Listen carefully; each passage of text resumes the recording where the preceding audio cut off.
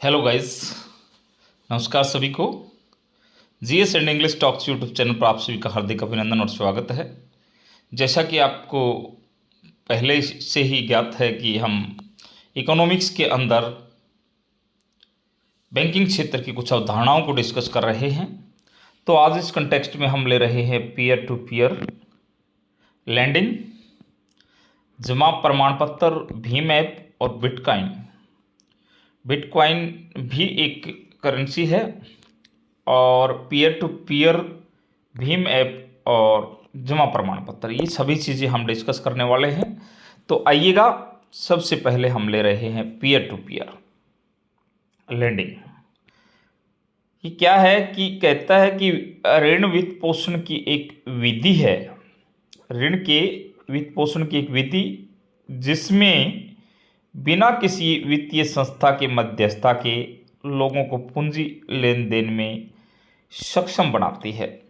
यानी कि किसी प्रकार की कोई लोगों की जो है किसी मीडिएटर की ज़रूरत नहीं है और लोगों को पैसे के लेन देन में ये उपयोगी होती है। अर्थात उधारकर्ता व उधारदाता, यानी कि उधारदाता व उधारकर्ता को एक साथ लाता है ये पीयर टू पीयर लैंडिंग।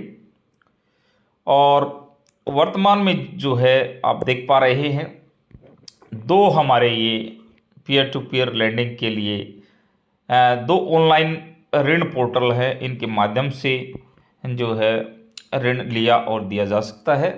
तो ये पीयर टू पीयर बिल्कुल शॉर्ट में आपको अपनी भाषा में इसकी अपनी परिभाषा बना लेनी है कि what actually this peer to peer lending is. So I have given the datas whatever I have.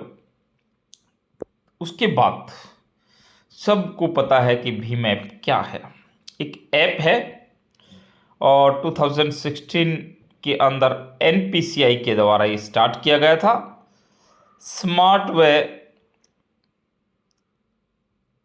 Feature दोनों फ़ोनों पर ये चलता है, स्मार्टफोन पर भी और फीचर वाले जो फ़ोन है कीपैड टाइप उनके ऊपर भी जो है ये चलता है।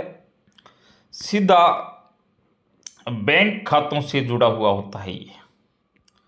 और पेटीएम और मोबीक्विक की तरह ये जो है मोबाइल वॉलेट इसमें नहीं ज़रूरत है। पेटीएम में जैसे आप देखते हैं वॉलेट की ज़रूरत होती है, मोबीक्विक के अंदर भी जो है वॉलेट की ज़रूरत होती है। ये जो है आईएफएससी और मोबाइल मनी आइडेंटिफायर के माध्यम से पैसा ट्रांसफ़र कर देता है। तो ये भीम ऐप की विशेषताएं, पीछे कॉम्पिटिटिव एग्जाम्स में जो है एक क्वेश्चन पूछा भी गया था ये कि क्या इसके अंदर वॉलेट की ज़रूरत होती है। इस तरह से जो है कोई भी क्वेश्चन कहीं से भी आपका सोचने का दायरा, आप खुद क्वेश्चन करते जाइएगा प्रत्येक चीज़ के ऊपर रुक करके, प्रत्येक डाटा के ऊपर। तो ये जो है भीम ऐप है। उसके बाद हम अगला देख रहे हैं जमा प्रमाण पत्र। जमा प्रमाण पत्र जो है एक विशिष्ट विनिमय योग्य वित्तीय प्रपत्र है जिसे बैंक अपने पास जमा की गई मुद्रा के संबंध में जमाकर्ता को जारी करता है और न्यूनतम राशि जो है 1 लाख तक इसके गुणक में होती है। परिपक्वता अवधि जो है मैच्योरिटी के लिए इसका 7 से लेकर के और 1 साल, यानी कि 7 दिन से लेकर के 1 वर्ष का समय होता है और अंकित मूल्य से कम पर बट्टे पर निर्गत की जाती है ये। और इसकी शुरुआत जो है यहाँ से भी क्वेश्चन बन सकता है कब हुई, तो ये 1989 के अंदर। थोड़ा सा देख लीजिएगा इन चीज़ों को, क्योंकि बिटकॉइन फॉर एग्जांपल आपसे पूछ लिया जाए व्हाट दिस बिटकॉइन इज, तो इस ऑप्शन में दे देगा हार्ड करेंसी है, वर्चुअल करेंसी है। तो ये एक वर्चुअल करेंसी है।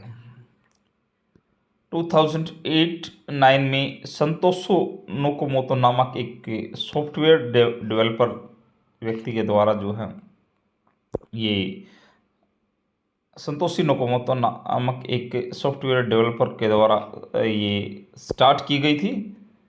और बिना किसी मध्यस्थता की ट्रांजैक्शन इसमें होती है। इस मुद्रा की खरीद बिक्री के लिए एक्सचेंज है एक प्रकार से, लेकिन कोई औपचारिक रूप से नहीं। भारत में इसे जो है मान्यता अभी नहीं मिली है। तो सारी चीज़ें आपके सामने यहाँ लिख दी गई हैं, तो प्लीज़ इन चीज़ों को आप रिवाइज करते रहिएगा।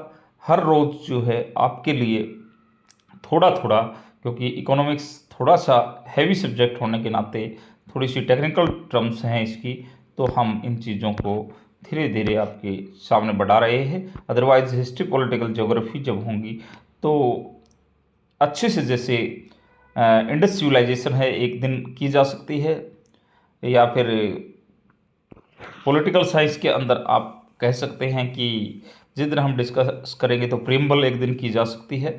तो कुछ एक टॉपिक कंप्लीट किए जा सकते हैं एक साथ, लेकिन इकोनॉमिक्स में ऐसा नहीं है। इकोनॉमिक्स में we are moving very slowly with the passage of time. So सारी चीज़ें आपके सामने आएंगी, धीरे धीरे जुड़े रहिएगा। धन्यवाद, thank you very much. Revision करते रहिएगा।